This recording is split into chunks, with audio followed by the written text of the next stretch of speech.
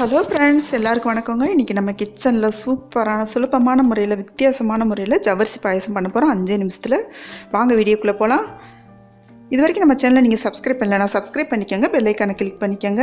இந்த ஜவ்வரிசி பாயசத்துக்கு அரை மணி நேரத்துக்கு முன்னாடி ஜவ்வரிசி ஊற வச்சிடணுங்க. நான் 100 கிராம் ஜவ்வரிசி எடுத்துகிட்டு ஊற வச்சுருக்கேன். தேங்காய் சூள் கொஞ்சம் தேவையான அளவுக்கு எடுத்துக்கோங்க. முந்திரி பருப்பு நான் வந்துட்டு ஒரு 15 எடுத்திருக்கேன். கிஸ்மிஸ் பழம் எடுத்துக்கோங்க. பாதாம் பருப்பு எடுத்துக்கோங்க. இது ஆப்ஷனல் தான், இருந்தால் எடுத்துக்கோங்க, இல்லைன்னா வேண்டாம். இது நல்ல ஒரு வாசனை கொடுக்கும். அடுத்து வந்துட்டு மண்டவள காக்கில் எடுத்துருக்கேங்க 100 ஜவ்வரிசிக்கு. நெய் எடுத்துக்கோங்க தாளிக்கிறதுக்கு. இப்போ இந்த ஜவ்வரிசி பாயசம் செய்கிறதுக்கு ஒரு பாத்திரத்தில் வந்துட்டு நம்ம தண்ணி ஊற்றி காய வச்சுக்கலாங்க. இந்த 100 கிராம் ஜவ்வரிசிக்கு நான் வந்து 1/2 லிட்டர் தண்ணி சேர்த்துக்கிறேங்க. தண்ணி நல்லா கொதிச்சு வரணும். ஒரு பக்கத்து அடுப்பில் வந்துட்டு ஒரு 1/2 லிட்டர் பாலை பாதி அளவுக்கு வர அளவுக்கு சுண்டை காய்ச்சிக்கோங்க.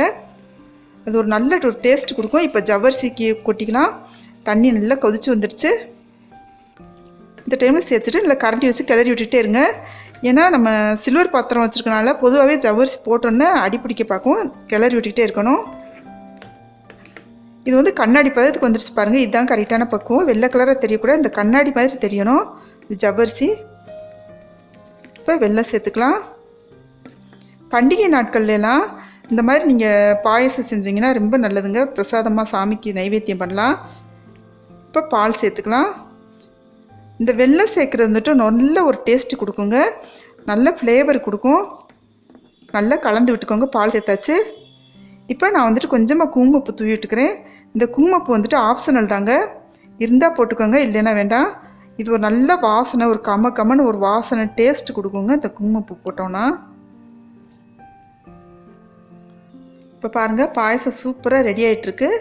இப்போ பக்கத்தில் ஒரு கரண்டி வச்சுட்டு நெய் சேர்த்துக்கலாம் தாளிக்கிறதுக்கு.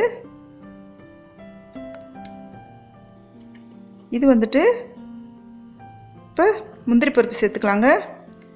சிம்மில் வச்சுருங்க இந்த தாளிக்கும் போது. இப்போ பாதாம் பருப்பு சேர்த்துக்கலாம். இந்த மாதிரி நீங்கள் செஞ்சு கொடுத்தீங்கன்னா அடிக்கடி வந்துட்டு செய்ய சொல்லி கேட்பாங்க. அந்தளவுக்கு டேஸ்டியாக இருக்கும். இந்த விதத்தில் நீங்கள் செஞ்சிங்கன்னா நல்லா கிளறி விட்டுக்கலாம். இது நல்லா பொன்னேரமாக பொரிஞ்சு வரட்டுங்க, பாதாம் பருப்பும் முந்திரி பருப்பும். இப்போ வந்துட்டு நம்ம கிஸ்மிஸ் பழத்தை சேர்த்துக்கலாம். கிஸ்மிஸ் பழம் வந்துட்டு கொஞ்சம் நல்லா உப்பலாக குண்டு மாதிரி வரட்டும். இப்போ தேங்காய் சல் சேர்த்துக்கலாங்க. நம்ம இந்த பாயசம் சாப்பிடும்போது தேங்காய் சல் வந்துட்டு வாயில் கடிப்படுறது, அது நல்ல டேஸ்ட்டு கொடுக்குங்க. இப்போ நம்ம பாயசத்தில் சேர்த்துக்கலாம். இப்போ 3 ஏலக்காய் வந்து தூள் பண்ணி வச்சுருக்கோங்க, அதையும் இதோட சேர்க்க போகிறோம். இந்த ரெசிபி உங்களுக்கு பிடிச்சிருந்துச்சுன்னா நம்ம சேனல் இது வரைக்கும் சப்ஸ்கிரைப் பண்ணலாம், சப்ஸ்கிரைப் பண்ணிக்கோங்க. இப்போ ஏலக்காய் சேர்த்தாச்சு. பெல் ஐக்கானை கிளிக் பண்ணிக்கோங்க. ஷேர் பண்ணுங்கள், லைக் பண்ணுங்கள், கமெண்ட் பண்ணுங்கள்.